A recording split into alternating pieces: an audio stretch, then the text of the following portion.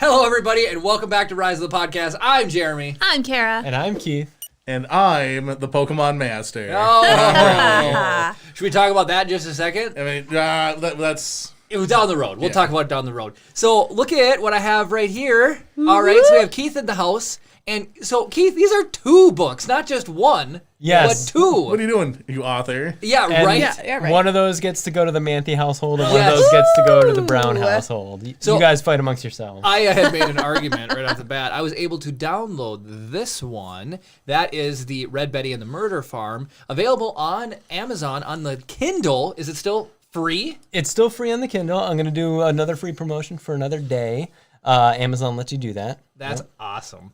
And then this one here, oh, look at that nice graphic Chris has. Hey. It's covering up me. That was intentional. Care of Keith. That was intentional. And then the other one is just the horror anthology handbook. Okay, and so this is like nonfiction. That's nonfiction. That's about horror anthology movies, and it's specifically written for filmmakers. So people who like horror or like to make horror movies. These are so cool. I'm So actually really excited to read Red Betty and the Murder Farm.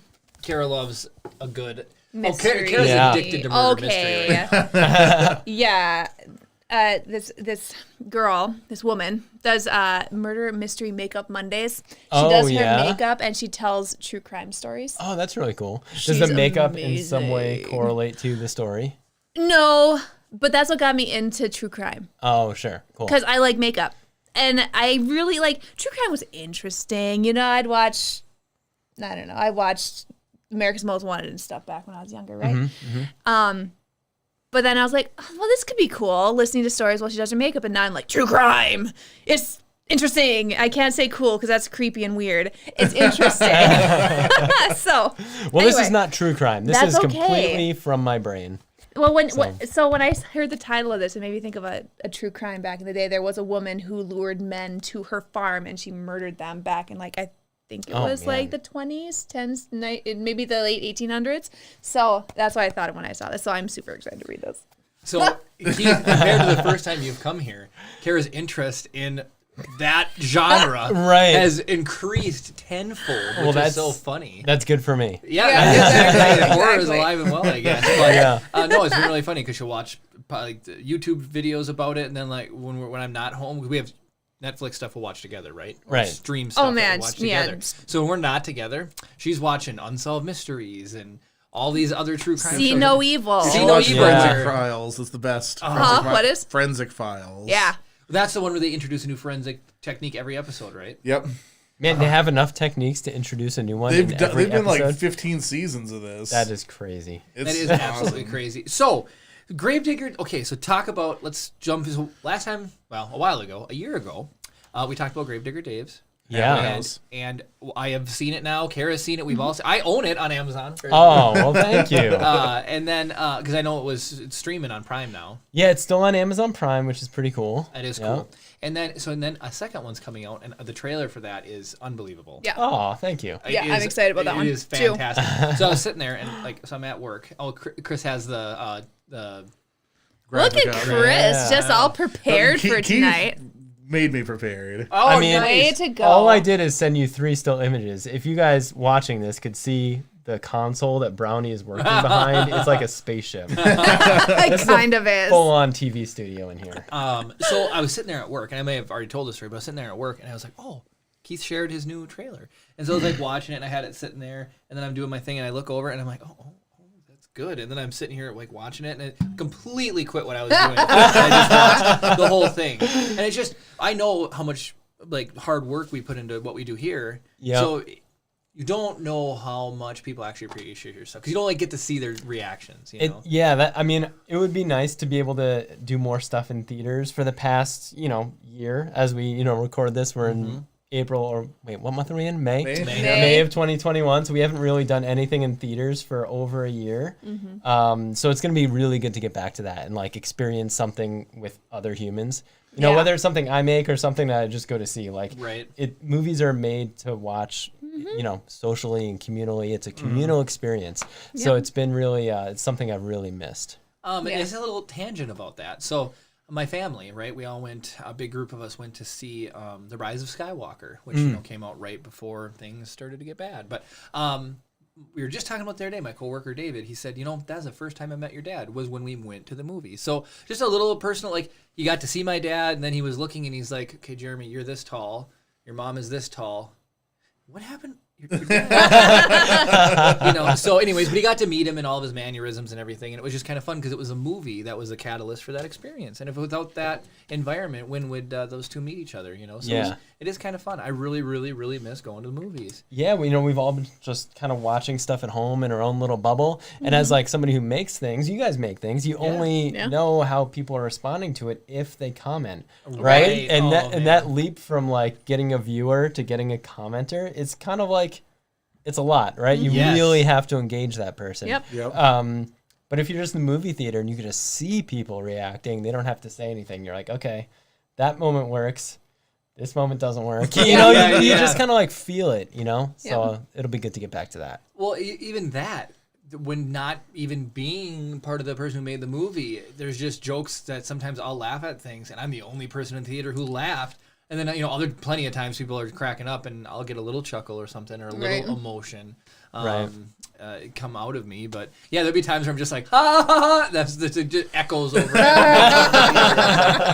It was really funny. I don't know if it was intentional or not, or maybe I just thought it was funny. But yeah, I really miss being able to go to the movies. Well, when we did do the screening for Gravedigger Dave's Halfway House, you guys had a trailer for Rise of the Podcast. That's right. And seeing it on the big screen, YouTube is wonderful, but YouTube doesn't quite do justice to the quality stuff you guys are recording as we speak. Seeing it on the big screen was like crazy. It looked so good. It looked super cool.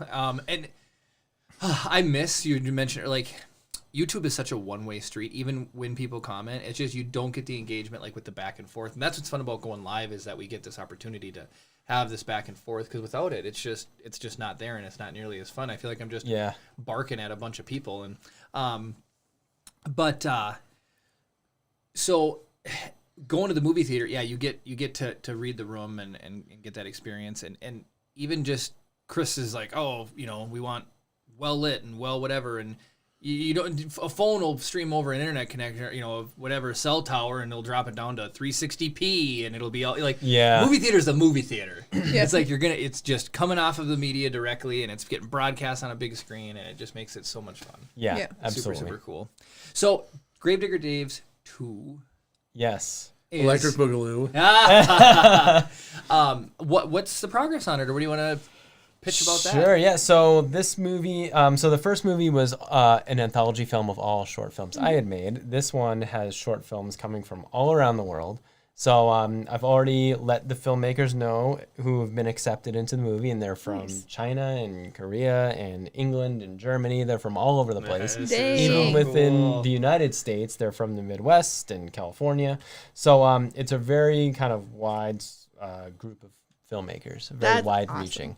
And they're all creepy stories about the undead and the paranormal and what's on the other side. And they're all thematically, I think, going to fit really well with the Gravedigger Dave kind of universe.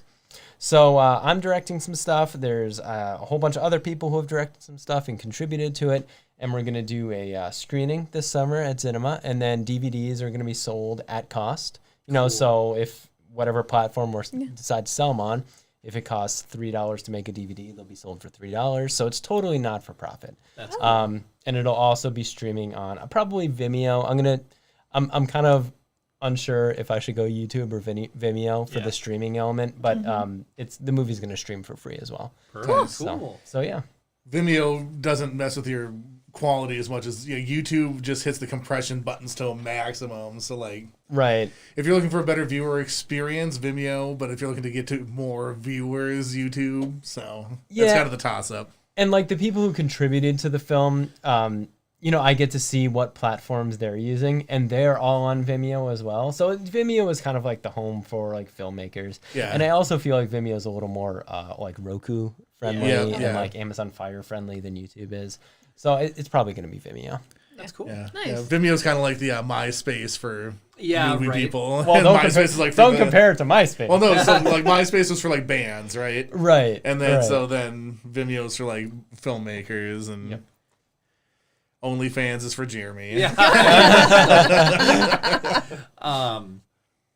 So we're gonna be able to stream it. I think it's So Gravedigger Dave, everything was shot in the Northland, and so I got to meet Adam was in that film, right? Adam Norrie, Adam was in that film, and so I've got to know him through Facebook. But anyways, it was cool because we got to see all the local area. But I'm equally excited to see things that aren't in my wheelhouse normally. So that's going to be crazy. It's, I'm really trying to test the versatility of the Gravedigger Dave concept. Like how many different types of stories from different types of places can this character kind of like support. So I'm really super confident about the second movie. And I got so far into the Gravedigger Dave character that I decided to brand the novel, Red Betty and the Murder Farm, as a Gravedigger Dave Presents. That's cool. That's awesome. So, I think this character, as played by Matt Rasmussen, the lovely and talented Matt Rasmussen. He's been here. Yep, he's been here many times. Friend of the show. Almost as many times as I have, I hear. But yeah, I think this character can kind of be the backbone of a lot of different types of stories. In the same way that, like, the Crypt Keeper is, like, the face of Tales from the Crypt. Right. Right. So we got Gravedigger Dave's here. I am super excited to read this. Yeah, I was gonna say we should talk about this because I want to get to the books. But so about Matt really quick. You've got Matt in the trailer, and then you've got the man with the drill. Yep. Is an amazing counter character to Gravedigger Dave, and I can't believe how possessive I was over Gravedigger Dave when I was watching like somebody challenge him. Right. Like, what? You step down. You step down right now. This is Matt, and this is Gravedigger Dave, and he's the one like you get I don't know, you get that nostalgic like whatever. I wish you could have seen me watch the trailer because it was really that cool. That's getting back to movie theaters, getting to watch stuff with people. But so that guy, in the script, I call him Dr. Drills a lot. He's not actually named in the movie, but I had to like find a way to refer to him when I was writing. And Dr. Drills a lot is played by Sean Zarn, the lovely and talented, also from Duluth. Very talented. Okay. I was like, acting is just off the charts. It's so good. I'd seen Sean acting in something that Matt had made that was a YouTube video, and then they gave me a DVD of a movie called Spooked in Bridgewater that they had made, I think, when they were in college. And so Matt is in it, Sean is in it, and like every time I saw Sean in something, even though I think I had only met him once at the time, I'm like, man, this guy, like, I don't know, there's just something about him. Like, he's just like fun to watch. Yeah. And he's just a good actor. And I don't think he has any experience, but I think he's just real. I mean, by experience, I mean like formal training or anything like that. I think he's just kind of running on instinct. But there's just something kind of like captivating about him. And I saw that in everything that Matt showed me. So I'm like, hey, you want to be in this movie? And he immediately just said yes. And That's awesome. And he's really great in it. That's so cool. Well, Matt's such a fun character, and we had Chance on. He did a YouTube series, The Lifties. Yep. And so in preparation, I had this first time I heard about him when Chris said that he was going to be on as a guest. So I went and watched all of, 2 episodes at a time, 3 now, of The Lifties. I went and watched them, and of course, Kara's upstairs with, Chip, and I'm downstairs watching it, and I, like, all of a sudden, Matt's on the TV. And he's so iconic. Carrie yells downstairs, "Is that Matt?" And I'm like, "Yeah, that's Matt on the TV." You just know that voice, You do. And then I had seen, I was selling some stuff on Facebook Marketplace, and I had 2 people message me about it, and I'm looking at both their profiles, and on one of the guys, he had a cover photo, and the cover photo had Adam and Matt in it. Oh, really? And I was like, he didn't know him because he was like just like a fan taking pictures. It was the Ghostbusters. Oh, Yeah. sure. But I'm like, what is going on? Matt's just popping up all over the place. He's everywhere. Just He really everywhere. is. I don't understand how he can get anything done because he does so much. Right. I mean, he's the king of Halloween. He's like the king of an entire season. Yeah. Right. Yeah. Of the year, which is kind of crazy too. So that was cool. Anyways, the whole point is, Hello, Gabe. Welcome. It's fun that he's in your movie. Hi, Gabe. Because he's such a good and fun character. And I just want to hop back to Chance for a second. Yeah. So Chance is also an author. On top of having really? this web series. Yeah, he's working on a He didn't even book. talk about that. I don't even think he's ever really talked about this, but I'll talk about it for him. There you go. Because he let me read like a kind of an early draft, and I told him what I thought, and it's really good. And it's called In the Web of the Spider Queen. And it's creepy as hell. So look for that. I don't know when he's going to put it out, but someday so he cool. will, and it's awesome. Well, I had some common ground with him right off the bat because of what he does, and he's gone right now, doing that thing. But I'm like, oh man, I've done that before, and I hate leaving because you have to like drop everything all your projects you're working on and go work, somewhere else in the world for a while, and it's really tough. But yeah, it was really fun getting to know him. Through the course of just the podcast, and then just now on Facebook. I get to know people through Facebook. I get to know Adam because Adam was messaging me when Matt was on last, or when Matt was on his phone call, or when he was on. Yeah, I think it was it's on his the phone call. Yep. And it just made Adam's day. But the whole their whole relationship cracks me up too. But so just a funny story for everyone, just as a because we do tangents here. So we've had I've told a story about the time we made a taser out of a disposable camera, and I tased Dave's little brother. And then we had Dan on. Yep. And we talked about the Northern bus and him remodeling a bus. And so what happens is when I talk about stuff on the podcast, everyone wants to let me know when they see stuff. So when I talked about the taser story, I got 5 pictures texted to me of the Jake's hand where I tasered him and the scars. 5 different people sent me a taser. So since Dan's been on, I've had a bunch of people been messaging me remodeled buses. And they're like, oh, Dan, you should show this to Dan. I'm like, you should send it to Dan. Chris and I were talking, and it's like Star Wars is huge. But people who make memes and things, it's not that hard to be exposed to Star Wars, right? Or Star Wars memes or whatever.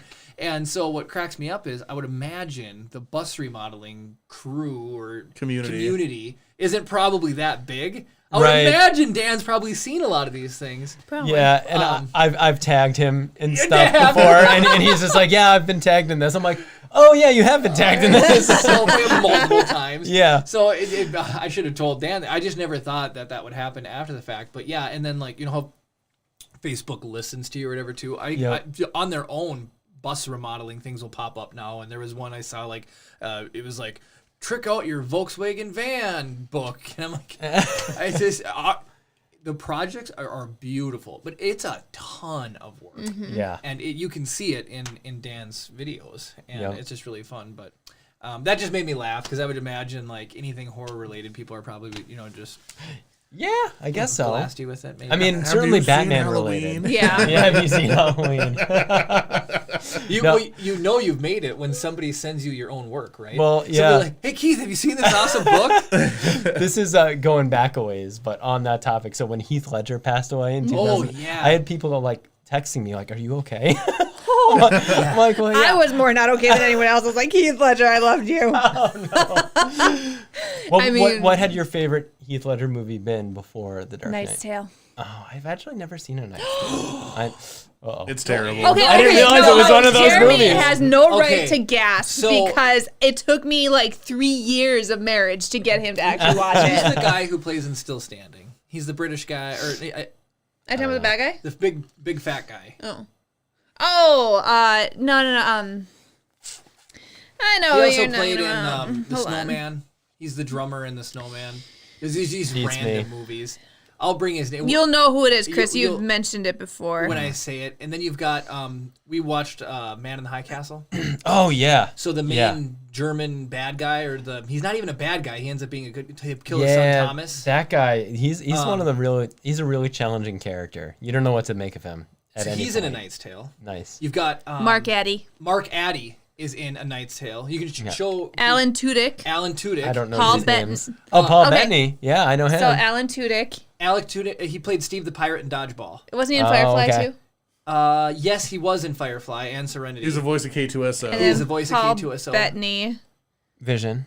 Yep, in the Vision. Wanda, yeah, all Rufus those. Sewell is the bad guy. He's in A Knight's Tale. Everybody named Rufus is an evil person. And then of course, you have Heath Ledger. Yeah, the movie's fantastic. I gotta watch great. it. It's overhyped. You're not gonna enjoy it. No, it's not. It's such a good movie. I never thought I would have loved it. I've seen it multiple times. It's people love it so much that it makes me not possible to like it. It's so good. It may not be for you, but it is good. It is good. It's like the people like so. It's been made out to be too good. On the opposite side of that sort of same coin, I suggest for people to watch Princess Bride because I love the Princess Bride. Right? I love Princess Bride. Mm-hmm. But I would say that suffers from the exact same that's thing. the exact same thing. It's like so people that are introduced to that because I watched it as a kid, right, and I Right. grew up with it or whatever. That's the same thing that people that absolutely love A Knight's Tale watched it younger and grew up with it. Right. So it's like I don't like the movie. Right, because I don't have the same attachment to it that they do, and they're pushing it at me so hard. Yeah. That my immediate thing is like, stop. The casting in it is just so good, though. Yeah. I'll check it out. But that happened to me with the Goonies because I had never seen the Goonies as a kid. I still haven't seen it. I've not seen it either. It's good. It's certainly a good movie. But like when you watch it in college with people who grew up with it, you're kind of like, yeah, it's good, guys. Yeah, Yeah, you feel like the odd fine. person or whatever. yeah. So it's a fine movie, but it's nowhere near as good as people make it out to be. Yeah, I thoroughly enjoyed it. Like, I do think it's good, and I didn't watch it until I was older, but I do think it's You are good. a child, though. I think The Princess Bride is better. Like, to me, that is just a classic. Yeah. You know, and that has a following, but. Knight's Tale, I think, is. I honestly think they're pretty comparable movies in terms of like. Well, is Knight's Tale a comedy? I thought it was like a straight up adventure movie. It's like an adventure comedy. Yeah. Oh, I didn't realize Yeah, that. Okay. it's fun. I don't know. The music is fantastic. Both of them are set in like a fantasy setting and like Sure. whatever. Like so, the Knight's Tale was made in like 2000 or whatever in the late 90s or something, whereas like Princess Bride was in the 80s. Yeah. Right. But Paul Bettany is who is the 2001 was A Knight's Tale. who's the announcer? Who plays the Chaucer? Paul Bettany. That is Paul Bettany. Paul Bettany. Brad is lighting me up about this Knight's Tale thing. Wait, Brad, you like Knight's Tale? Yes. Hey Cam, welcome to chat. Hi, Hey, Cam. Cam. I'm not saying it's a bad movie. I'm not saying that people shouldn't enjoy it's it. It's just overhyped. It's overhyped to me, and I didn't personally enjoy it to the like. So to the extent. Yeah, it's like people are selling it to me like it's freaking Gone with the Wind. I'd rather watch A Knight's Tale than Gone with the I was Wind. gonna say I've never seen Gone with the Wind. It's long. So what was like fun for me, I guess, is because it was fun to see all these. Like I said, the casting is what really did it for me. Seeing Paul Bettany as this, just this. Is he a drunk, or is he a gambler? Chaucer? He's a gambler drunk. and a drunk. Yeah. He loses his clothes all the time gambling. So That's what it is. he hypes the crowd up for the main character who is Heath Ledger, and then you've got Mark Addy, who I absolutely love. He played in a sitcom called Still Standing, which I love, and then What does he play in that? he's the main character in Still Standing. It's a sitcom, and Isn't Still Standing the Tim Allen sitcom? Nope, that's Last Man Standing. Oh, Last okay. Man. Yeah. Yeah, Yep, that's right. Yep. Last Man Standing, and then Still Okay. Standing is the older I have one. no idea what Still Standing is. Yeah, a then. lot of people. Yeah, I've haven't never s- heard of it A either. lot of people haven't seen it. Really, really. Oh, I really forgot good. Mark Addy's in Game of Thrones. Oh yeah, he is. He's the king in season 1. Oh my Yep. god, I've never watched Game of Thrones. Robert, That's okay. Spoiler. I'm failing on so many I haven't levels seen Game of right Thrones now. either. Robert Baratheon. So the problem with Game of Thrones is, It sounds like there's Season- a lot of problems with Game season of Thrones. 8 run to it. yeah, season Yeah. But anyways, it's a fun movie. I forgot. I completely derailed. Oh, Heath Ledger. People will call you up when he passes away. You ask Kara. We don't need to We backtrack. went from that to me getting lambasted for not liking yeah, the movie. we're down so many tangents that we This can't. is There's what no we do backtracking. here. So what's your favorite Heath Ledger movie? I mean, The Dark Knight. Dark Knight. And Dark Knight's Um, excellent. I watched that within the last couple of weeks. It's so Really? freaking good. Well, I mean, I've seen it before, obviously. Yeah, But Netflix is like, last time to watch this is April 30th, so I binged the whole trilogy real Yeah. quick. nice. My best friend and I, so we were huge Christian Bale fans as well. Yeah, Like, my wife too. and yes, your wife's got good taste. But my best friend and I would always get together and we would watch the Batman. I think it was just the 2 At the time. at the time, and we'd pound down a bunch of Mountain Dew and we'd eat a bunch of Reese's peanut butter cups and we'd make cookie dough and we'd eat a bunch of cookie dough and we would just sit and we would drool over Heath Ledger as Batman. Or not Heath Ledger, Christian Bale. Christian Bale. And then you do have Heath Ledger, but I mean, He's not So looking good. so. He's not looking so good in that movie. exactly. There's no drool in there. It's just Christian Bale's like, yeah. So anyway, yep. That's yeah. Sorry. Is he married? Hopefully. No, I'm just kidding. Christian Bale. Yeah. Who knows? Who knows? Yeah, I think he is. So Brownie, recently you tagged me in that like which trilogy do you prefer Oh, Facebook yeah. thing, and it was Yeah. like this face for this one and this face for that one. So I had to select Dark Knight, even though there were some really great trilogies in there.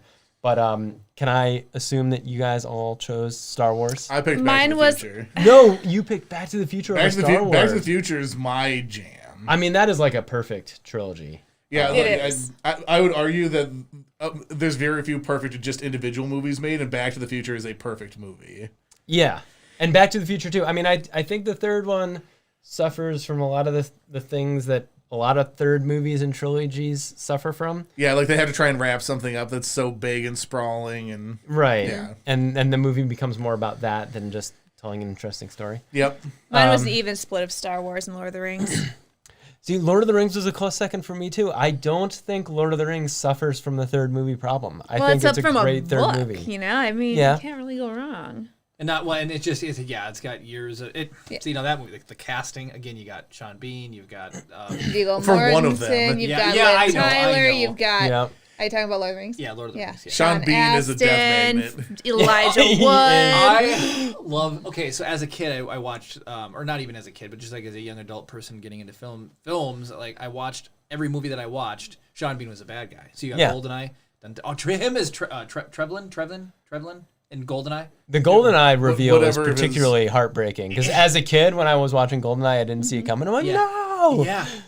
I forget what his name is, but yeah. Yeah, and then in the Island, he's the guy who runs like the cloning facility. And Oh yeah, he The was on National the Treasure. island. Island is an underrated movie. That's Michael Yeah. Bay's best movie, I think. I didn't even know love that was Michael Bay. I It just know it is. as. It is. He did The Rock, didn't he? Oh, that's true. I think He- The Rock is better. Dude, He's you done messed some- up he's your done some good Ferrari. movies. It's not mine. I love that movie. He gets a bad rap, but he started off with some really good I mean, ones. Bad Boys. Anyway, Bad Bad Boys Boys one. is good. I've never seen Bad Sean Boys Bean 2. but- dies in everything. Yeah, he does. Except Oh for wait, National did you- Treasure, Are he you didn't talking die. about Sean Bean movies? No, I'm talking about. I switched to Michael Bay. Got it. Got Yeah. Michael Bay. Got it. Wait. So your trilogy though? Oh, it was just so I used to. Sean Bean was always the bad guy, but he's played in Star enough Wars. good stuff. He's Ned Stark in Game of Thrones in season 1.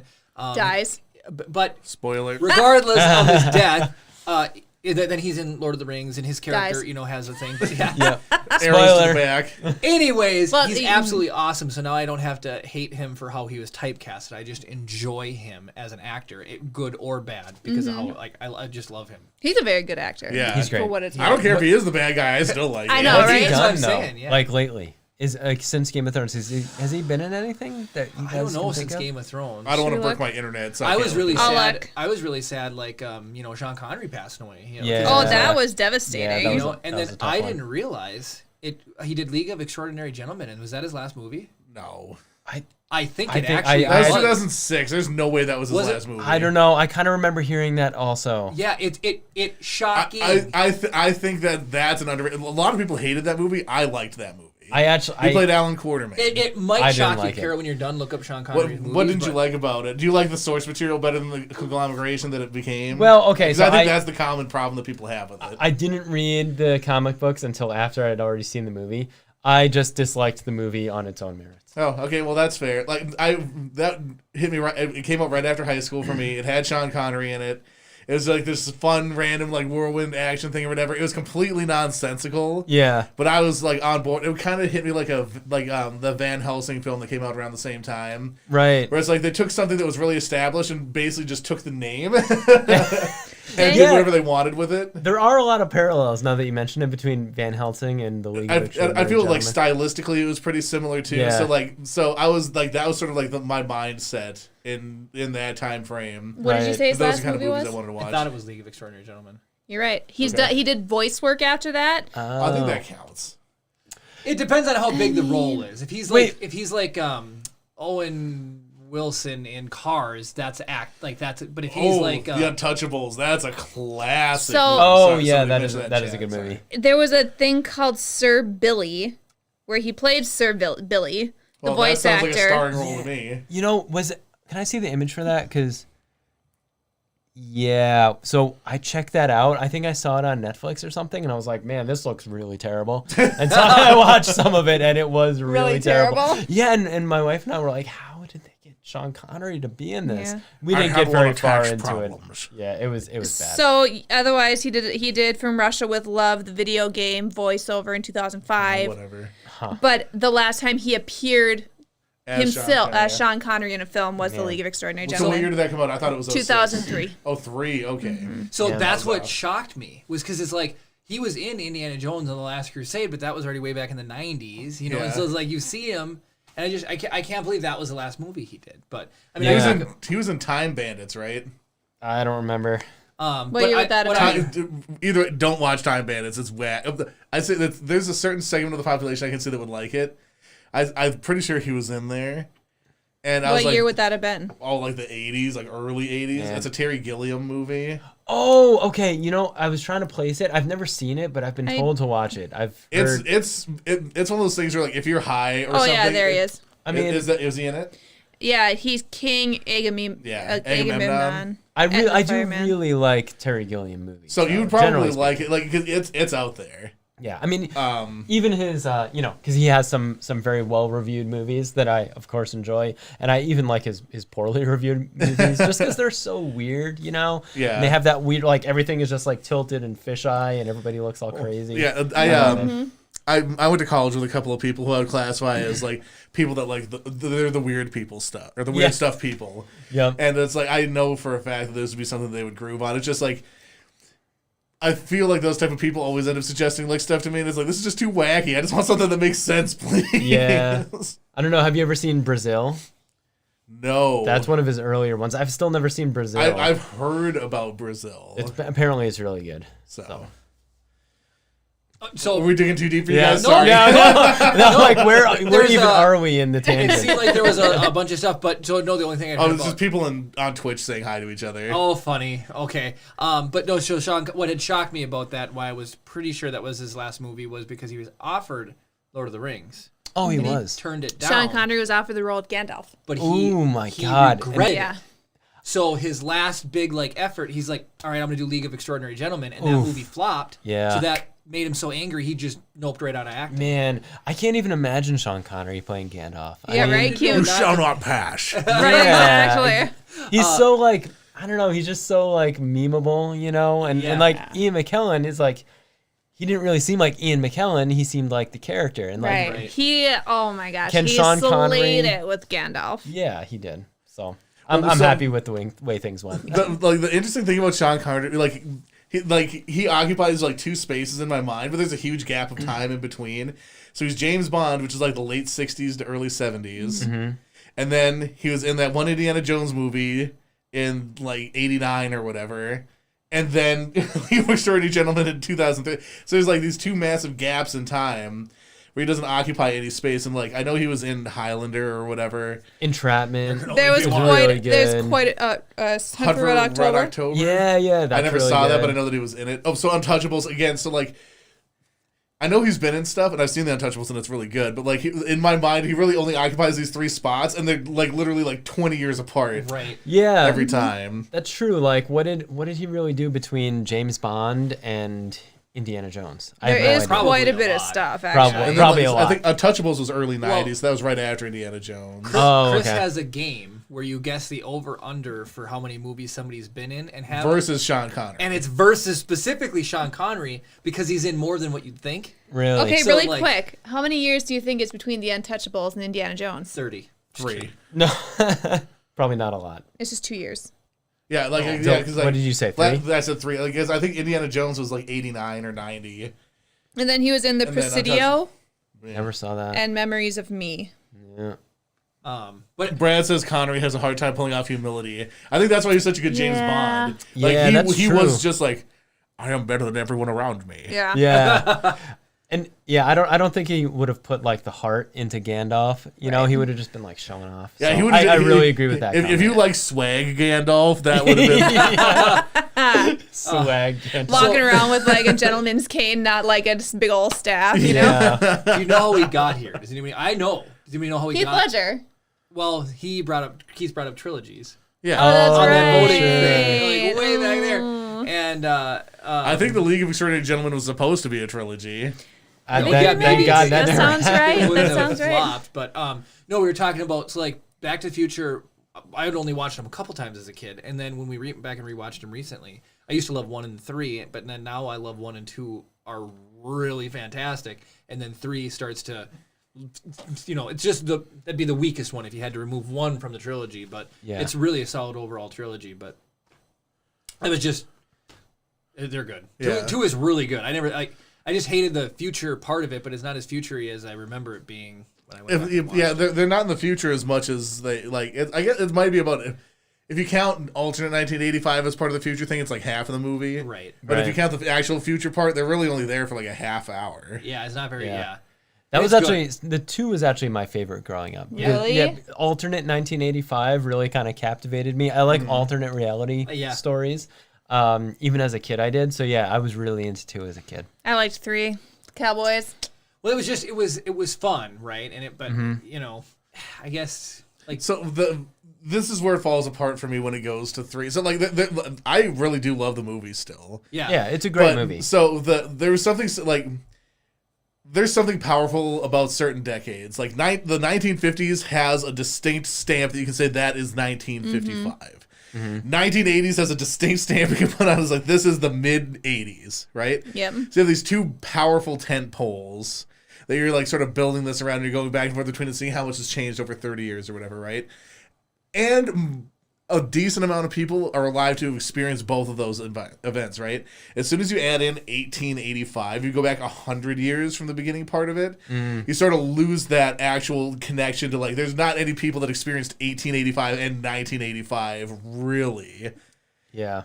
It's like you find one person who's like 115 years old in 1986 or something that like would have a memory of what the 1880s and the 1980s would be to make that comparison. And that's where sort of like it felt like they just decided to pick something that was like convenient. Okay, it ends in 85. It's a distinct era, but it's not something that has like I feel like you can go from like 1870 to about 1905 in the West, and it's all gonna feel the same. There's nothing that's like distinctly this is the 1880s. And I think for that reason, like the third movie in my mind doesn't really fit with the other 2. It's just kind of like the outlier, and it's a satisfying end to the story and everything like that, but like it doesn't feel as interconnected as the first 2. Like the first 2 in my mind, because I watched them when they were both already out, feel just like inseparable. Like they feel like 2 parts of the same story. And the third one is like, let's try something different. So it just doesn't quite work as well for me. Yeah. I feel like if they would have done something like the 20s, like 1925 or something, that'd have been cool. It would have felt a little more because there's a little bit more association. Like the 20s to me have a distinct feel to them. It's like you get like the mobsters going on and like we're just coming into like the Great Depression and Prohibition is happening. Like there's all this stuff you can touch on. Like they were like, oh, we can't find any gas, and then we also can't find any alcohol to power this thing or whatever. Because it's Prohibition, and they have to try and like make a speakeasy or something to whatever. That would have been cool. I don't know, just like nitpicking classics, but my next thought, we've got plenty of time. This just made me kind of like laugh a little bit here. So we're closest to the 80s and we're somewhat close to the 50s. So if we put ourselves back, right, the further you go back in time, in like my mind, we go back to like the 1900s, and then it goes back by like centuries at a time. Then it goes back by like 500 years at a time. You go back to like the Dark Ages. Yeah. So if you grew up in like 1550, do you think the 50, you'd be like, oh man, your parents would be like, oh, the 1520s were so much better. Not much changed, right? I don't know. Like... what is it when they look back? Did it feel like the thousands were, like decades or centuries apart? It's like, man, I really missed the candlelight age or whatever. I don't know. Yeah, I feel like not much was changing decade to decade back then. But every generation thinks their generation is better than the last or the next one. Well, yeah, I think that is a modern viewpoint. I don't think people had the luxury of retrospection. Yeah. Maybe like not. in the 1550s, you're like, I got to get these rats away from me and try and make this wheat grow. That's all you were worried about. Right. Yeah.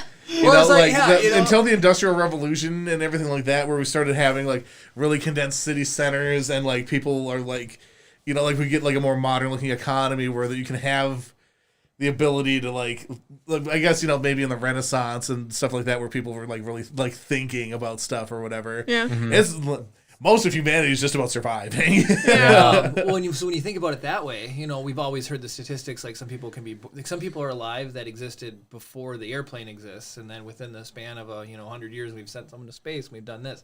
Imagine being able to summarize a period of time by a decade instead of a century. So if you look back in the 1500s, how long did it take for them to reach, or build a castle or do something, right? Yeah. And even some projects in Italy were like the Pantheon, how long did it take to build that thing? Oh, I don't know. Or they just own the architecture, right? So you're No summing idea. that up over the course of Well, 40, 50, pyramids 60, were generations they took to build. generations, right? And then we can break up the past 100 years into decades. That's kind of neat. Like Yeah. distinct time periods. Yeah. And 10 years, like the 20s, the 30s, and they all have unique. I think if you look at the course of human history, you see it's super obvious. Like technological advancement, it's exponential growth, right? Yeah. And I think that goes a lot alongside of how we decided to break things up, because even the difference between the internet in 2005 versus the internet in 2015. Cell phones, man. Well, and I was actually going to bring up cell phones because when you think about the advent of the smartphone was what, around 2009-ish The iPhone or came something? out in 07. Okay, so then they're kind of ubiquitous by 2009, 10, 11. And if somebody was to bust out a flip phone now, it would seem ancient. It's that's only 10 years old. Yeah. It's not very old, Yeah. Well, again, what blows my mind is, and this is just for gee whiz thing. I used to have a Motorola Razr. smartphone. Well, Oh. the Q is what it was called, and it had a little trackball. It was like a knockoff BlackBerry, but it had GPS, and that blew my mind. Yeah. And that was before the iPhone. And I could send, it was like a little mini computer, and I could send pictures with it. That was just pre-2007, 2006-ish. And I switched to Sprint. It was a big mistake because the service was garbage at the time. Sprint's part of T-Mobile now. I know it is. I know. We're on their network as we speak, which is really funny to me. But I just need to do a really quick thing. I make fun of Thelmany for being on T-Mobile because it's the drug dealer cell phone network or whatever. Because it used to be one of those burner pay-as-you-go type of things until it grew into a real network. yes. And that's what every time he calls it, it's oh, hey, you paid up on your drug dealer phone. Good job. Well, the only thing is, AT&T was secretly raising my rates, and then customer service was absolutely. I had a very frustrating experience, so I just cut them loose and I switched to T-Mobile because I used to have Cell One, which then belonged to AT&T. I had Cell One. But yeah, Man, remember I way haven't back in the Cell day, One as Cell well. One. I Yeah. haven't thought about that since 2005. Yep. Yeah, that was... Right? So this is a tangent. I'll get back to what I was talking about. There was a company that was in competition for Cell One called Cellular 2000. Yep. I want to Okay. say, and I had Cell 2000, and my parents, everybody had it, and the service on them was garbage. Everybody wanted Cell One, and I remember been in the military since 2004 now, and so my coworkers had deployed to Hawaii, and I remember somebody bragging about the fact that with Cell One they had service in an elevator in Hawaii. And they're like, the door's closed, and my phone call didn't disconnect. That was the deal. And so I heard that. I kind of convinced my mom, we have to switch to Cell One. We can get cell service in an elevator. Yes, we've got to do this. And now you guys are live streaming off on of a YouTube cell off of phone. a cell Yeah. phone. It's crazy. It's ridiculous. And so, so the Motorola Q would send picture text messages. The Razr sent picture text messages. When the iPhone first came out, could not send picture text messages. Do you remember? Yeah. You I could did only not know hold that. 20 texts at a time on the Razr. Oh You had to my delete them. goodness, yeah. So that's what's funny, right? You could text a picture. It was the size of a postage stamp, but you could still text one. But when the iPhone came out, you couldn't send a picture. And then a lot of people forget about there was no app store. Yeah, because it was straight SMS. You could not do MMS at all with Yep. the iPhone. And it was just the native apps that came on the phone. And that felt amazing. Yeah. Like pulling up the weather, and then you got the calendar, and it looked so good. And there was the promise of someday people will develop some apps that'll do whatever you want. Yep. Yeah. And now we have so many apps that it's goodness. we have, what is it? There's the billionaire app where it literally just cost $1 million and it did nothing. Oh. And somebody bought it. There was Wow. there was the phone because the guy hated cell phones. He made the Send Me to Heaven app. So it used the accelerometer in the phone. So you'd throw it up, and then it would measure how long the hang time was, and when it came back down. So it would get kids to throw their phone in the air to see who could throw it higher, and then eventually And then they would all break. and then it smashes on the ground. That's brilliant. And so it was like that. It violated app. Eventually they figured it out, and it violated their terms of service. You can't make an app that encourages somebody directly to destroy their phone. I just what people come up with. I would have never thought in a million years to make that. But what makes me mad is last week we tried to order some pizza from Little Caesars or whatever. I had to download an app to complete the checkout, and then because of unemployment and everything, they were closed because they didn't have enough employees. I hate I don't want an app for every fast food. We tried. Yeah. That's why you use DoorDash. I'm just kidding. right. We sometimes will catch McDonald's and there's a huge line on the way down. So I was like, oh, I'll get the app. I can order ahead. They don't let you order ahead until your GPS signal, your phone is in their parking lot because they don't want you ordering and then not coming to get it. What? So they make you be there, and it's like, well, then What's I might the as well point? sit in the drive-through. It's so frustrating. It's Well, just yeah, like- we did that one time, Yeah, and then we we did ended it, up and I- waiting Oh, like coming down 20 here, yeah. minutes in the parking lot. I- Finally, Jeremy went in, and he was like, I ordered food. Like, Yeah. I'm watching 25 cars pull out of the drive-thru. I deleted the app off my phone, reinstalled it just so I could delete it again. Like, that's how mad I made it. Like, you're going to have to be deleted twice. So I hate that. Apps are just getting absolutely crazy. Yeah. I create usernames in as few places as possible. Yeah. You know, like I don't know. I'm can't Yeah. think of an example off the top Right, of my head, but but no. whenever I try to order, like Qdoba, Right. you know, I could have saved so much time by creating a username and a password with the amount of times I've ordered Right. Qdoba since the pandemic started. Sign up as I guest. refuse to. Yeah. I'm like, no, I don't need another freaking thing. Yeah. Yeah. Well, even just ordering pickup at a restaurant down the road, ordering Yeah. pickup. It was like, set up an account or check out as guest, but you still have to put your name, your phone number, and your email. And Yeah, the only thing you don't do is make a password at that point. I'm Yeah, paying right. I know. cash when we pick it up. Like, or I'll pay now. I was gonna say I didn't pay. They just gave me the pizza, I so I paid. hope you paid. I paid, but I'm just saying, like, it was like there's no reason you need any other information other than just like maybe a first name to Like literally, like when you make the phone call, they don't Yeah. care. No. They're just Yeah. like, my name's Mike, and I'll show up Yeah. in 20 minutes, maybe. Yeah, right. right. Right. much. And that's the way the world worked for so long. It's like you could make a phone call, somebody would make something, and just pray that somebody came to get it. Do you Yep. guys remember Mitch Hedberg, the comedian? Oh, I love it. Do you remember his donut bit where he's just like, Yeah, I receipt. don't need a receipt for a donut. I hand you the money, you give me the donut. Could you This is- imagine his reaction to this world? Which like, you want a pizza? What's your social security number? Seriously. It's like gotten ridiculous. So just because you brought him up, my favorite. So it's like, if a duck walked into a store and grabbed a loaf of bread, I'd let him go. And then the dog is forever in the push-up position. And he's like, sometimes I'm laying in bed and I think of a good idea, and my notebook's across the room. So then I lay in bed trying to convince myself I'm not that funny. I miss him so much. His He's jokes. great. I wonder if a vacuum salesman has the same problem as a guitar salesman. Like, someone comes in and goes, "Hey man, let me try that Hoover." You know,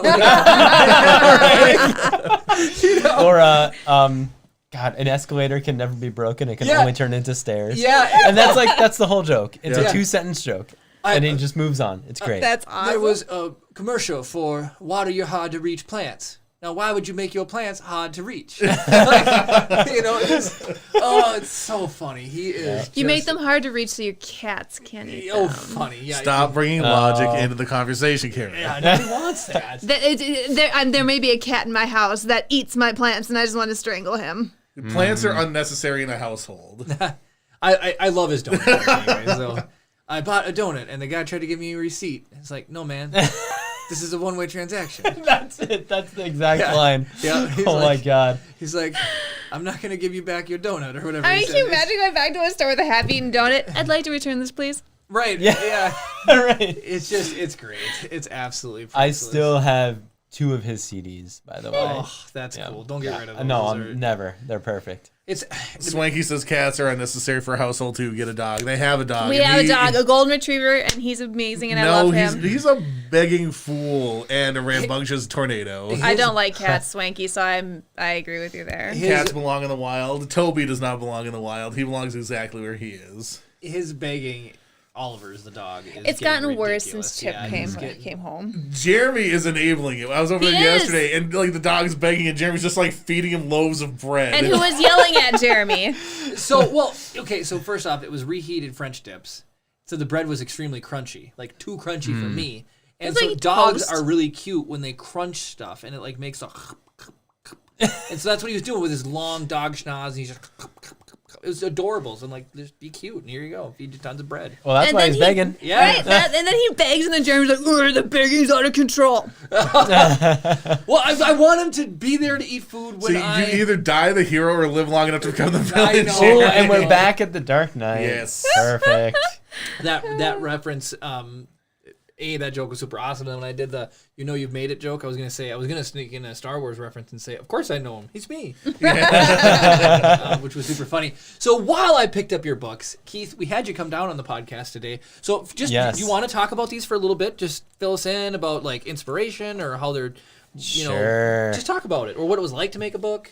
What was it like, man? This is your first book ever? Or am I completely out of left field? The horror anthology Handbook is my first book ever. And the much smaller Red Betty and the Murder Farm is my second book ever. So the first one is nonfiction. The new one is fiction. Books are hard to write, but they're not impossible to write. I think anyone can be a writer. So every writer ever says that. Well, can we talk about? Well, anybody can be a writer. Can we talk about the Dulucon thing? Yeah, absolutely. Yeah, perfect. Let's talk about the Dulucon thing. So at Dulucon, I would like to hold a panel where everybody gets to write a short story on the same topic. This is a thing that's been done at writing conventions for a while, and people have had a lot of success for it. So you get everybody together in a group, and you say, all right, so we're going to have 40 minutes. I'm not sure how long the panels are this year, Dulucon, but let's say we have 40 minutes, and everybody's going to write on the same topic, and this topic is, what if zombies invaded Dulucon this year? So we're all here, we're all in the same place, we're all writing about this place, and we're all writing about the same topic in this place. So let's see what collectively we can do. And whatever people write in that time period, I will collect and then transcribe in print and put out there as a free ebook. So another non-for-profit thing. Oh, and, that's cool. The whole philosophy behind it is that, like, regardless of your ability level or confidence level with this kind of thing, anybody can be a writer. Because it's not like what we're doing here, right? Like with video and film production, it's like that requires cameras and training and expensive technology and all this different stuff. Like good internet connection. All you need to be a writer is a place to write, right? So you can go to the library and do it for free. J.K. Rowling. Is that where she wrote at the library? Napkins at a cafe. Coffee shop. That's insane. So all you need is just the confidence and time to do it. So that's what we're going to try to do at Dulucon. And I kind of feel that way about these books. I mean, they're hard. They're a ton of work, but like if you're up for something difficult and putting a ton of work into it, you can write a book too. They're not impossible. What? Keith did the cover's in there. Promo for it. Oh, Brownie has this picture too. Oh my gosh. I had it up the whole time you were talking. Oh, no way. I didn't look at the picture. Yeah. Attack of the Dulucon Zombies. So we're going to see if we can make this happen this year. Awesome. Yeah. So you guys can all write books. What's this one?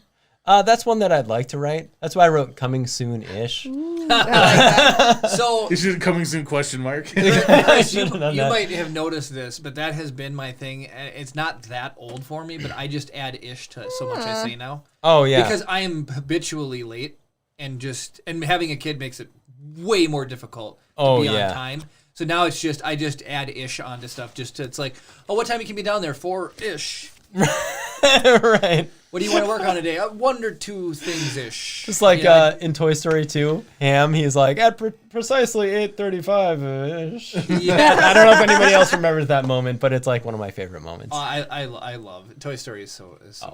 It's such a classic film. And we're back to trilogies. Yeah, I know. We're back to trilogy. You know what unfinished trilogy everyone's waiting for the third part to? What? The Bible. Chris,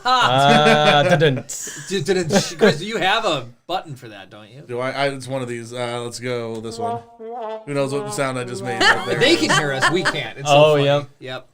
I think that was a sad trombone. It could have been people clapping. Let me know in the chat. I kind of hope it was sad trombone. I have not memorized these. As soon as it tips to almost to the top of the hour here, why don't you people take some questions? If you have any questions for Keith, type them in and ask them now. Anything you want to know about this guy? We'll write them in. Probably nothing. The 2 books, the 2 movies, and you've already said it, but we'll be able to share if you're interested. Will your website have a link to the movies? Oh yes, I haven't updated my website in a little while. What's the one-stop shopping somebody can remember from you to see all the stuff you work on? HexagonMotionPictures.com. But I really need to get on that and put new stuff on there because I haven't really updated it in like 6 months. And I've been busy. So there's nothing on there that's new. But that's a good motivator. So I'm like, now I got to go on. Because then you can put a link to your book. Yep. And like where to buy it. You can have a link to the Gravedigger Daves 2 when it comes out. Yep. That'll be streaming on Vimeo most likely, but could be YouTube. Probably video. But that way, people, if they want to get an update on, hey, I saw Keith a while ago. I wonder what he's working on, Yep. That's where they can go. I'm findable. And then HexagonMotionPictures.com. But Brad wants to know why Matt Rasmussen hasn't been on to build the Ecto 1. Ooh, that's a good question. Well, so I've talked, Keith, you're not super crazy, but Legos, there's the Batmobile came out. Oh, yeah. Well, we've got all the helmets, and they have a Batman cowl. Nice. They just came out with it, and it's Batman, and it looks incredible. That's looks awesome. really, really cool. So every time I see Batman stuff, I think of you now. And then whenever I see Ghostbusters stuff, I think of Matt. And so perfect. they made the Ecto Cooler, and so I had messaged Matt. I was like, Matt, we'll get it. You come down, we'll build it together, you and me. We'll have a nice. day together.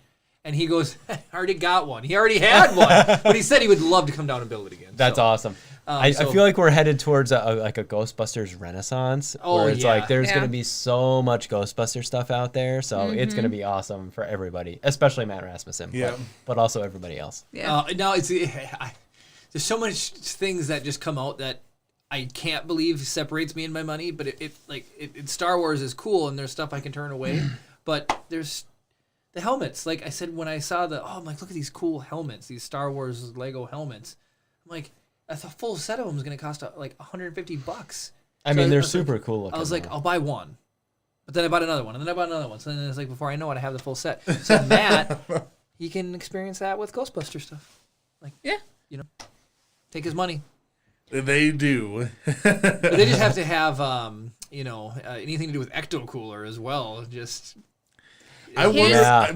My question is how much would it cost to buy the formula for it so you can just make it yourself? Oh man, Well, probably infinity dollars. They're not selling that. Well, but if they're not going to sell it, why do they not produce it? Is the question. I think they are going to produce it again. You tie it into Afterlife. Yeah, I mean, I'd bet whatever little money I could on something like that they will. You know what we should do? We should do a mock of an Ecto Cooler juice box. That would be really cool. Right? Sells Matt Rasmussen for $80. Yeah, right. Yeah. I mean, it has to be pretty big if you want to get all the detail in it and everything, but that would be cool. You could probably do a 1-to-1 scale and fake it decently well enough, I think. It makes me wonder why Lego isn't doing that. That's a perfect idea for a kid. It's probably a licensing nightmare. Well, I mean, they've crossed the bridge with the car. Yeah. Ecto Cooler car. Yeah, but the license holder for the card isn't the same license holder for the drink. Yeah. What? Oh, High C. Yeah. Right. And who owns High C? Coke, I think. Yeah, that sounds right. So. I'm surprised Lego doesn't have a contract with Coke. That'd be cool. Build a Coke bottle. That'd be sweet. Yeah, that would Right? be cool. Or during Lego. Christmas time, the polar bears with a Coke bottle. Oh, My sister used to get those Coca-Cola polar bears every year for Christmas. Oh, the stuffed animals? Yeah. And she's got a whole bunch of them. That's super cool.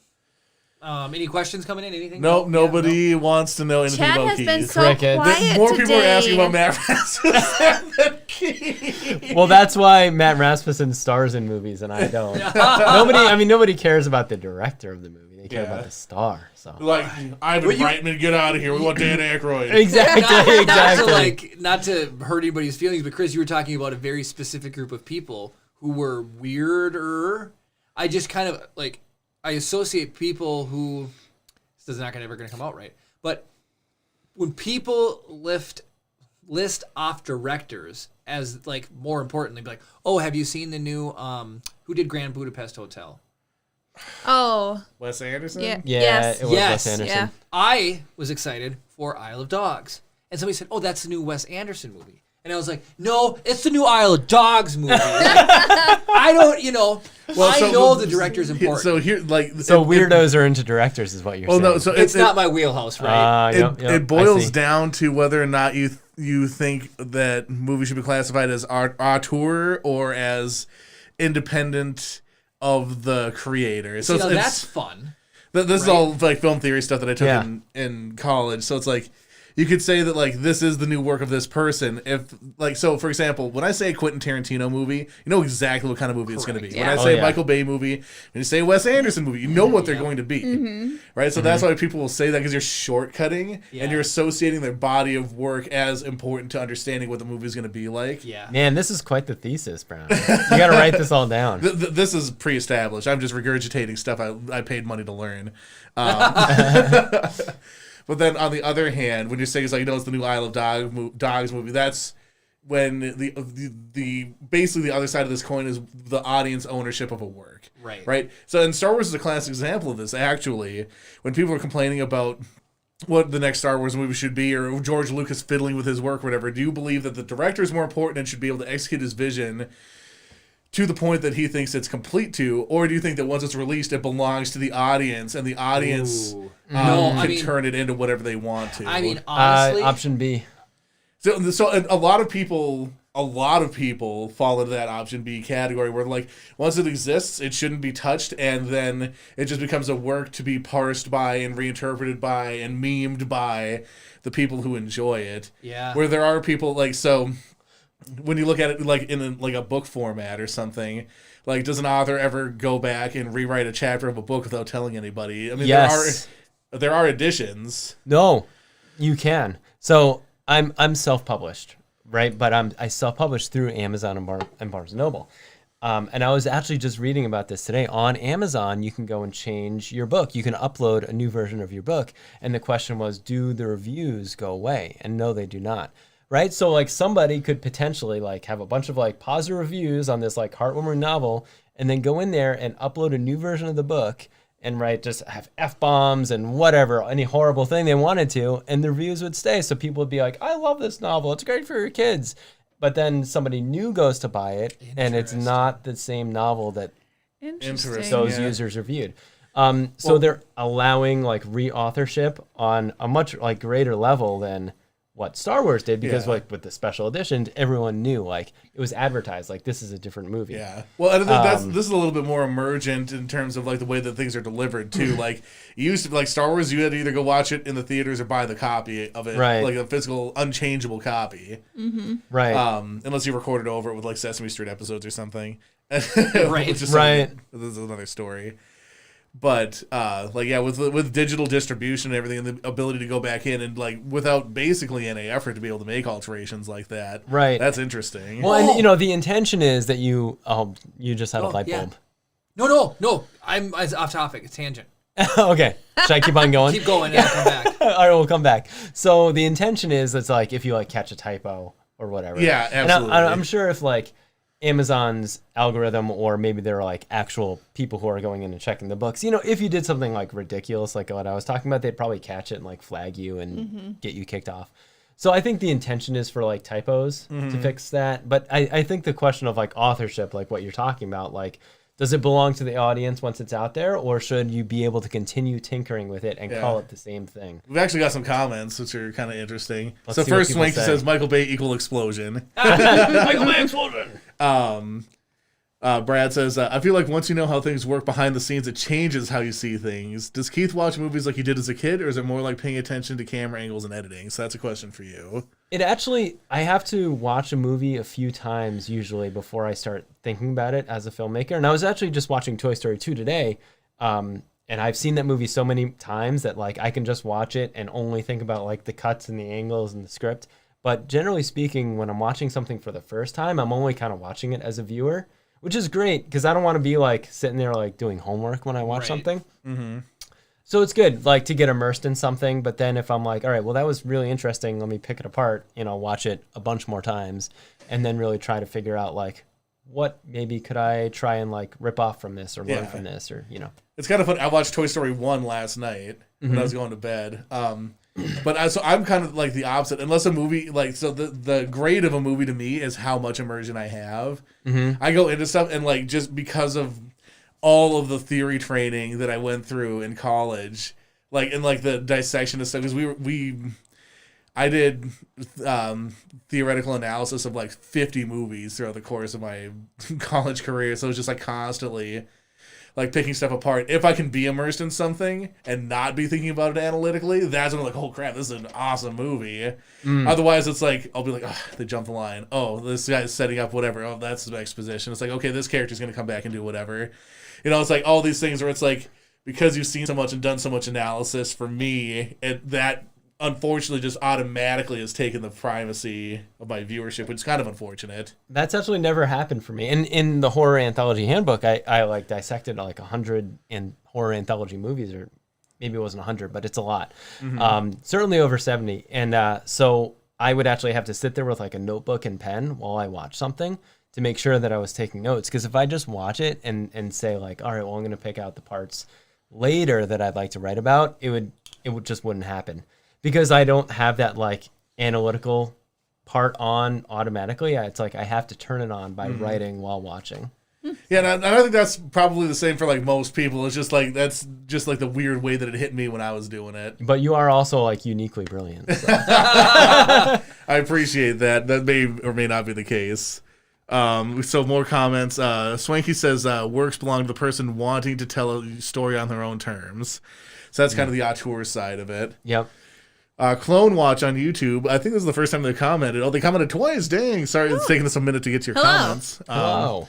I'm more in the middle. The creator should be able to change stuff, but as long as the original version or each new version is still available, that's interesting. Like, yeah, and that's the thing that kind of like George Lucas made people mad. It's like this is the new version; the old versions don't exist anymore. Yeah. Essentially. Yeah. What did the previous commenter say again? Belongs to the person wanting to tell a story on their own terms. So in that case, it'd be like George Lucas always owns the right to tell Star Wars the way he sees fit. I'm still thinking about it. Let it kick around for a second. I got a couple more comments to get to. Clone Watch goes on to say, like, Disney Plus should have the Lucas cut of the original trilogy, but also the theatrical cut. They should. Yeah. So that's the part of it that makes me frustrated is I want to be able to have access to the pre-change because that means something to me too. Or you could it's just nice to compare and contrast. But while more comments are coming in, my eureka moment from a little bit ago was we started talking about directors and stuff like that. So it's like, I do love like Kevin Smith movies or, like A Clockwork Orange. I don't even know who directs it, but I know that person Stanley is Kubrick. Stanley Kubrick. Like he's got, who did 2001 A Space Odyssey? Stanley Kubrick. So, okay. So like that's, those are, but anyways, so what I was getting at was, what I was thinking about is everybody's asking about Matt. I was going to say that based off of that information, I'd probably be on their side of the screen asking about Matt too. Because when I go to movies, we were talking about like Sean Bean earlier, the actors have a huge imprint on me. And it was like, but they wouldn't exist if it wasn't for the original idea that they're expressing outwardly, which is kind of fun. And that's why I used to love sequels, but now it's like we would never have some of my favorite things if in a way we were like broke out of the mold and made new content. Yes, so it's like, we're breaking into something that we'll just put a pot. Are you going to talk about that? I don't know. I had an idea, but I don't know if it's the same. Well, you say something, and then I'll stop you if I think it's a topic we're going to jump into for a second, because I have one more thing I want to say, but you go ahead and start. Well, I mean, I've been listening to a lot of filmmaking podcasts that say that actors do not sell movies the way they used to. Like, it used to be like, oh, let's go to the new Tom Cruise movie. Interesting. Now it's more about the intellectual property. So if it's Marvel or Star Wars. Yeah, so that does lead in. So, like, we're getting into we've entered a world where there's no, like, so people have talked for a long time about how there's, like, no middle class, right? There's, like, you're either like lower class, poor, or ultra wealthy, right? Like the middle class has vanished. Sure. The middle class of films has kind of vanished, like that $30 million budget, like thing. So it's like you either have like these ultra low budget films that maybe people don't know to look for. This is fun. That sort of like fill in the gaps of like the new IPs, and then you have these massive tentpole things where they're going to make 50 movies out of it because they know they'll make money. But like you miss out on things like we wouldn't like. It'd be really hard to make the Terminator right now. I was going to say that. But I think that stuff like that exists. It's just not. They don't exist as these like big Hollywood movies anymore. They're on TV. They're on Netflix and Amazon. That's true. TV is filling a big gap there. Yeah. Right. So it's like stuff like that's still being made, and also independently. You have those like middle budget, sci-fi action horror movies that are still being made, but they're not being made by Warner Brothers and Columbia Pictures. Yeah. They're being made by like these other companies that are maybe a little harder to find because of the like overwhelming amount of content out there. Yeah. I really like the thought process going down the road of how, you used to go to see a movie for the actor, and now you go see it for the IP, because it was like Solo or any of the Star Wars movies. I went to it because it was Solo, not because of any main lead. But then look at Marvel right now. Everything hot on Disney Plus is either Star Wars or Marvel. You've got Captain and the Winter Soldier, and you've got WandaVision, and it's all Marvel intellectual property. Bad Batch. Bad Batch from Star Wars, and so that's kind of an interesting. Well, thank you for the subs, Sajad. If I'm pronouncing that right, I apologize. Said hi, bro, subscribed and liked. We appreciate it. Oh, thank you so much. Thank you. And then as a tangent, this is just a funny story because I've like got a billion of them. You're talking about changing things, and whatever, right? So the guy who made Ethereum is now the world's youngest rich. So the crypto is the world's youngest billionaire at 26 or 27 years old. And he, in high school, was playing World of Warcraft. And they changed a spell on him. It used to drain life and do damage. And they got rid of the, or would like heal and do damage. It was like a drain life move. They changed it. And that got him so mad he quit WoW, and then he went and then learned about Bitcoin. And then he wrote a blog about Bitcoin, and then people would invite him to work on crypto projects, and he made his own Ethereum. So it's like literally the fact that somebody Blizzard changed his WoW, inspired him to go off and do this crazy thing. So it's just a funny story about changing stuff. But I had seen a statistic that hit me really hard. This was even 10, 15 years ago, and it was like in the 50s and then even into the 80s. Out of the 10 blockbusters, 7 or 8 of them would be new intellectual properties, and 1 or 2 of them would be a sequel. And then in like 2010, 9 out of 10 are literally sequels or part of the same IP, and 1 is like a new intellectual property. But it's like Star Wars at one point was new. Yeah. Batman at one point was new. Like we wouldn't have these cool things if nobody like breaks out of the norm. Yeah. So I got a couple of comments to get to. So, Sajad says, "I'm going to tell my friends to sub." Thanks, dude. That's awesome. Thank you. We appreciate it. And we really interact. Like we're an interactive podcast, so it's like you do comment, we'll talk about it. Oh, heck yeah. Brad says, "Don't make me love something, then you take it back and change it." So again, there really is a divide between people that think that the author is the person who is in charge of everything forever, and it can make as many changes as they want, whatever. And then there's the people that are like, once it's out, it should not be touched anymore. Well, I think it's really hard for I see the validity of both sides, and I think it's harder if you're a creator. You want to be able to have the control over your thing. Like if you can make a change that would make it better in your mind, it's like I should be able to change it, right? It's my thing, but at the same time, in the spirit of like creative works and everything, it's like it's not really a thing until an audience sees it. Like my college professors were always like, you can shoot as many movies as you want, but they're not done until they screen. Sure. Right? And it's like, and as soon as they screen, that's when it's not yours anymore. It belongs to the audience. And then however they respond to it and like whatever, moving on from there, it now is out in the public. The toothpaste is out of the tube. Yeah. I think there's an interesting divide, though, between something like, bump the mic, like a movie or a book where the expectation is like, all right, well, once it's out, it's finished, versus an online game. Right. Where it's like they're constantly iterating and reiterating. Yeah, patches, level balancing. DLC. Well, what you guys just made me think of is what makes me angry is when I see a sequel to a game I love, the game can change and add new, but I hate it when they remove old mechanics. I have a perfect example of this. And it just makes me so mad because there's things that people watch Star Wars and they like Chewbacca, or they might like R2-D2 and C-3PO, but you don't like take those out of the next movie. So it's like when people do it to a video game, there might be a mechanic one person enjoys, and a different mechanic somebody else enjoys, but then the developers decide not to go there, so this game fires up. I've got many games that it's like, hey, where's this thing I used to love about the first one, and it's gone. So between Borderlands 1 and Borderlands 2, your class mods, every class mod used to have a version that would give you ammo regeneration. Right? And then they made ammo regeneration the sole responsibility of the Gunzerker. Oh. And I hated that because you're constantly going to the stupid vending machine to buy bullets. Yeah. Right? It's like, it takes me out of the game. It's like, it's been 3 minutes, gotta go to the stupid ammo machine or whatever. So, like, that's exactly one of those things. It's like, it was a core mechanic of the way that these things worked, and then they took it away, and it was really frustrating. It drives me nuts. I love the game, but... This makes me think of, like, what if you could approach a book the way you might approach, like, an online game or, like, a YouTube video? So, like... the book exists, and you can see what your analytics are, like a YouTube video. Like you can see like, oh, people are watching here, and then engagement just dropped off. So you have a book, and that happens. You're like, man, page 30, people just drop off. Let me rewrite page 30. You just wrote an episode of Black Mirror. Oh yeah. Here's where I'm thinking. Yeah, that would be cool. Somebody's reading a book, right? They're studying the analytics. So it's like, what point do a majority of the people shut the book, put it down, and walk away before they come back and finish it, right? Yeah, so how long in between when they close and reopen so it? Or if they even come back and finish it. You're always rewriting the book. You're always reiterating you just get this book that once somebody picks it up, it's like a drug. They can't put it down or whatever. Just like World of Warcraft. That's what I'm saying, man. That is like if you could do copyright that. Rise of the Podcast 2021. Yeah, right? That is an episode of Black Mirror. It's I don't want goosebumps. I don't want this to be an episode of Black Mirror. I just want it to be a way to edit a book. Well, so one of the big distinguishing things, and this is something it's a completely different fight than like the auteur versus audience thing. But when it comes to video games, it's like, at what point does the input of the player supersede the intent of the game? Right.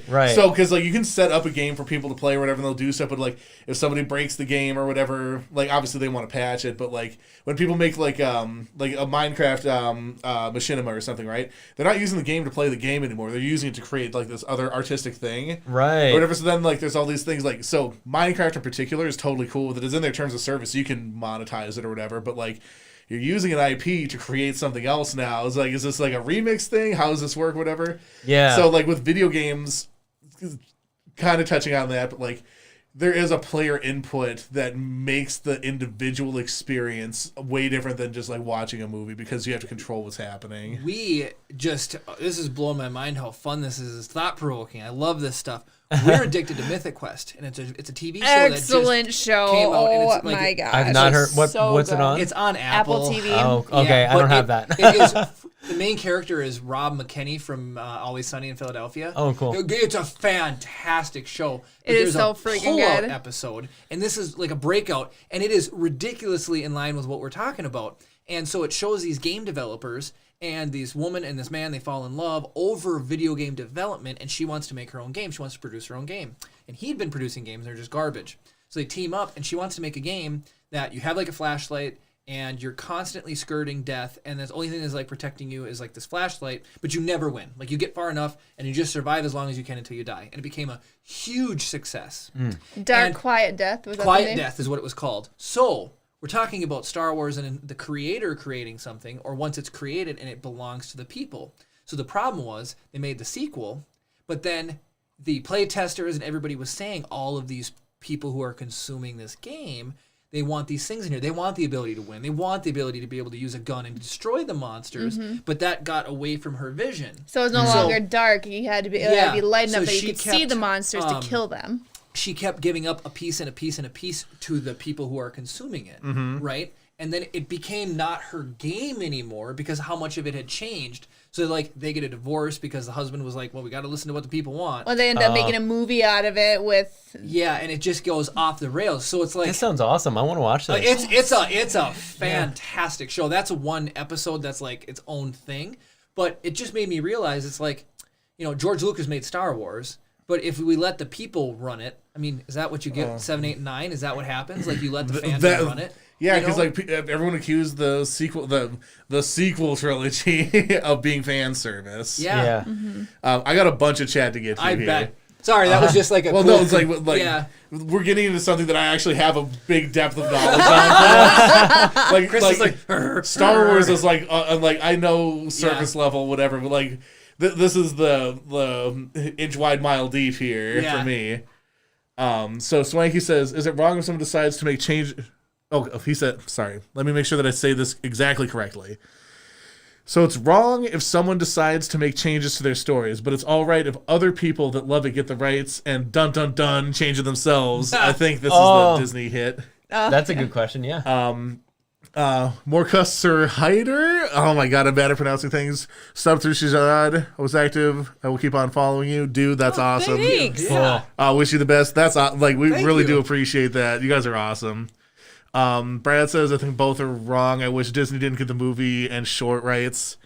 Yeah, so the thing is, like, no matter which side you take on the auteur versus audience debate, there's no right side. Yeah, exactly. Like, and that's the thing. It's it's like a lot of things. There's like sort of like a gray area in the middle. You just sort of have to be happy with, but nobody will ever be able to have complete control, and nobody will ever be able to have the final say that this is done and the audience owns it now. I like making crazy connections. So there was what I was thinking of in my brain is we've got edgy intellectual property or like this quiet dark game, right? And how it's very unique to this Dark person. Quiet Dark Death. Quiet.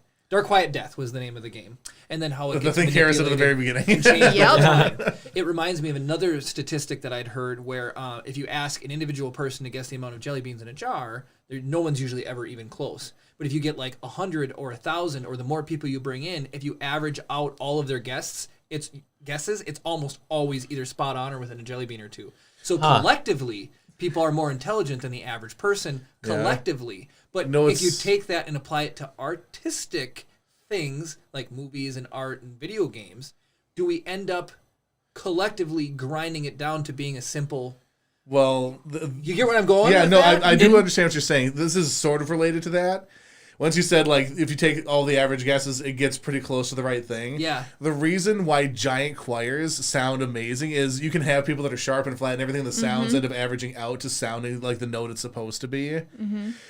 So potentially, if you have a bunch of people working on something together, like, so I'll say this before I finish answering that question. Whenever you see a movie that says written by blah, blah, blah, and blah, blah, blah, and blah, blah, blah, and blah, blah, blah, and blah, blah, blah, it's probably not good.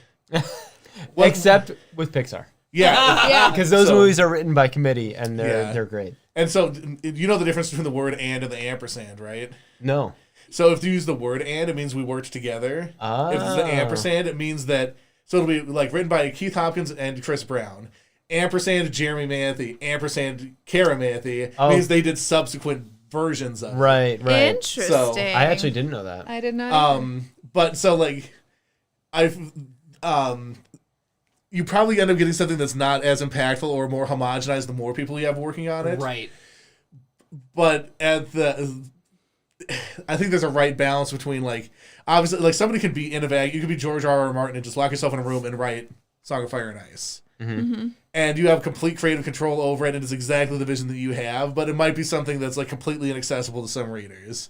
If he had 2 or 3 people that he was, like, working with in concert with, it's like, well, let's make this a little bit more simple or this or that. They have that input, but it's maybe not as strong on its own legs now that would make it a force that people that do like it, like, really, really like it. Right. Mm-hmm. So you kind of, like, sacrifice the extremes to get to more of a middle. And I think that's kind of what happens, like, when people are like, oh, this generic whatever...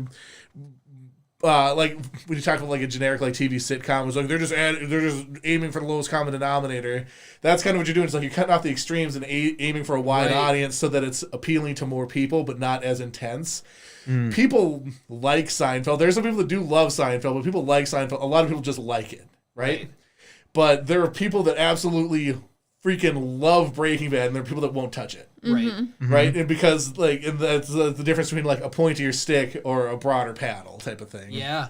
I have a ton of chat to catch up on. Lucas regrets it, especially since he pretty much gave them the next trilogy story and they'd throw it out and do their own thing. Brad says, didn't need the money. It was a very poor decision based on greed. Swanky. They were having this whole back and forth. No, he's getting old and wanted to spend time with his daughter. Didn't want to miss out on her life dealing with another almost decade of directing. He was looking for someone to finish the story. Brad comes back. Could have just passed the torch at Lucasfilms while giving distribution and merchandising rights to Disney. Brad says, I don't have problems with retiring. Mrs. Negas, hi, subbed. Thank you for the sub. Wow, thank you. Cool. I'm so bad at pronouncing names. I apologize profusely. Swanky, Disney owns Lucasfilms. He fully retired. Oh, man, this is okay. These guys are getting into it.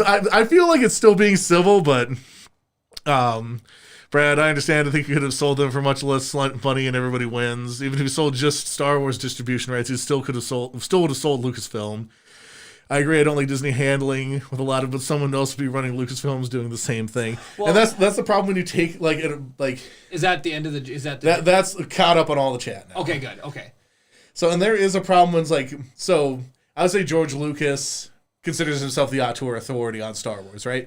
And so what he like, regardless of how you feel about how he was checked or not checked during the prequel trilogy, that's still George Lucas's vision, and they still feel like Star Wars movies for the most part. Mm-hmm. And then you get to the sequels, and like once that authority was handed off, and they did more of a committee base, even though they had like an idea of what he wanted to do, regardless of how close they stuck to it or didn't.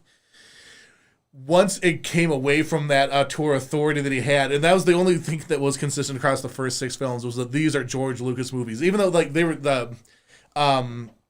who was the person who directed this? Lawrence Kasdan. Kasdan was the screenwriter. Oh, right. Why can't I even think of his name? Irvin Kershner directed Empire. Yeah. Still written by Lucas Kershner, all that. And then, and I always forget who directed Jedi. But even though he wasn't necessarily being the direct conduit from writing to directing, he was still there making sure that people were following his vision. He was completely removed, like he had him out on his advisory role and didn't listen to him basically at all for the sequel ones. And then there's a wider net of people that were there producing it. So it gets a little bit more watered down. People are concerned about the fan reaction stuff. If people weren't concerned about fan reaction and just stuck to the core tenets of what the Star Wars story was supposed to be, if they let George have more authority, I think it would have turned out better because it still would feel like a George Lucas production. Once it's like, we have to make sure that these are in here so people don't feel mad about it, you're going to alienate the people that don't like fan service, and now you're automatically creating a divide. Yeah. So that's kind of what that was reminded me of the Mythic Quest thing and the Quiet Dark Death thing, is if you were to just listen to every input you have on something, you're going to try to appease so many people that you're boiling away the edginess or the unique thing that makes it so. Richard Marquand directed Jedi. Got it. So here's what I think is kind of interesting about Star Wars, and it's easy to go back in hindsight's 2020, but the problem is whoever had creative control ultimately at Disney over the prequel trilogy, you needed a sequel trilogy. You needed a George Lucas-ish type person to direct it, and it's too bad at the time they couldn't have just given it to Dave Filoni. Because he does his project so well in George Lucas's style that he would have been a good handoff to run Lucasfilm and then do the the distribution rights do you to somebody think else. Do you think that he was regarded as like, oh, you're the animation guy? I feel like they sort of treat the animation stuff as lesser. Jon Favreau, I think he could have been pulled in too, because he's done. I didn't know that Favreau had any interest in Star Wars at all until Mandalorian. Well, and I wonder if someone with the clout of Favreau was the one to be able to be like, hey, Dave Filoni is he's our man. Yeah, you know, and that might have been the way that it goes down, or had it gone down. Who knows? Yeah, but yeah, that's what they basically needed, was they needed somebody to at least stick to the style without worrying, like just make something in this. And then you were talking about like derivatives and stuff like that. Mm-hmm. That's almost where like Solo was carved out to me, because that was that could have been like a derivative of Star Wars. Yeah, but not. I don't know what I'm saying, but it's. You've got Star Wars, the original, the trilogy, right? Yep. And they lost creative direction with 7, 8, and 9 because they tried to appease too many people. Yep. Mm-hmm. So if they would have handed that over, that would have been great. But you can also still make projects that don't have to be under the guise of like Dave Filoni or Lucasfilm if it would have went that direction, with things like Solo, and had it be a derivative work that tells a story. Right. That's not going to affect the main trilogy as a whole and make so many people angry. The funny thing about The Mandalorian is I think there was so much less pressure on it, because, there was not really going to be any direct revenue from it. You've got subscriber revenue, and you've got merchandising, but like there was going to be no ticket sales. So I think there was a lot less pressure on them to be like, well, what are people saying about this? The proof is in the pudding about that one, because they didn't even make any Baby Yoda Grogu merch. Right, that came out of left field because people didn't know. It's almost like they just undervalued what they created. Well, it's kind of funny. Like let's make these porgs and make 1 billion merchandising decisions based on these creatures we're gonna put in the movie for that reason, and then make Baby Yoda by accident. Yeah, it's right. Well, I think like when you're talking about once you're so broadly established that you can just you can take risks on something and not worry about whether or not it's successful or not. Mm-hmm. Like that's the luxury of what Disney has created at this point, because they've acquired so many things. Like Disney, both the Marvel and Lucasfilm acquisitions have paid for themselves immediately, basically. And I think you see that in WandaVision too. It's like, let's just try something balls to the wall weird. Because we don't have to fill a theater, Yeah, that's true. And it's good creative stuff. Yeah, and when you let people try and do something different, people obviously responded to it. Right, yeah. So, there's it just makes me think now, there's only one, you can be in two positions to take risks. You can be in our position where it doesn't matter. We don't have anything established whatsoever. So we can just do whatever we want and that we're not accountable to anybody. Yep. Or once you have so much that you can just be like, we got to balance the book somehow. So it's like, we'll try that. And if it fails, we'll just count that against our whatever for taxes. You know? Yep. So we do have another comment from the Clone Watch. Filoni is not an executive. He's a creative. He's an artist at his core. He has no experience running huge film companies. As much as I think he should be in charge of Star Wars creatively, he should not be running Lucasfilm. I know a lot of people don't like Kathleen Kennedy. She's been around for 1 billion years. Yeah, she's been around. She was a producer on the original Indiana Jones films. She's been around Steven Spielberg and George Lucas since the 80s. Mm-hmm. So she's not like some new person that just swept in and was appointed exactly this. This is somebody that George Lucas trusted to run the company from a company running standpoint. Like, she'd been a producer. She producers get stuff done. Creatives do the stuff. Yeah. Right? I've kind of started putting it, directors get to make movies, producers get movies made. Yeah, exactly. So it's like, I think like just because something creatively doesn't come out the way you want doesn't mean that the person who's running the company made that mistake. Right. They're there to put people in a position to be able to succeed. Like, fundamentally, that's what their job is, right? And so then, like, you should be more worried about the people that are on the boots on the ground doing the things, turning into whatever, right? So it's like, I think that J.J. Abrams deserves the blame for, like, getting into the whole sequel trilogy thing. One person should have been in charge of executing that trilogy. Was that a managerial decision, though? J.J. Abrams didn't want to do a trilogy. He wanted to do one movie. Oh, and they wanted J.J. Abrams so bad, they said fine. And then they're like, oh, crap, gotcha. This blew up in our face. Let's get him back to finish it off. Or whatever. And, like, you can think whatever you want. I'm not personally a huge fan of J.J. Abrams. I think that he's good at the tease, but not good at the resolve. Yeah. If we had don't even get me started on that. If we're applying our tour labels, so it's like if James Cameron is X or Y, J.J. Abrams is the tease master. Well, you know the meme with the guy, and he's like smoking, and he's got this hand, and he's all frantic, and he's in front of the board with all the pins and the strings. There's like a meme about it.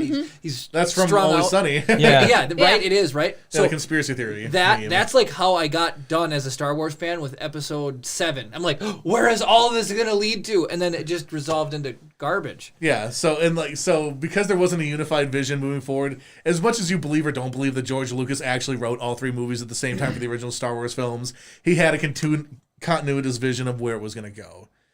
And that's why they feel like they're connected. And the same thing, even though they're very different than the original trilogy, the prequel trilogy had a continuity of where it was going, and it was executed by one guy, right? And then it's just like, we're just going to throw money and people at this, and hopefully people will buy tickets. And they honestly, I don't think Last Jedi, I think inside the community of people who do podcasts like this about Star Wars, Last Jedi is regarded as this like kind of like oddball. I don't think outside of that community it is.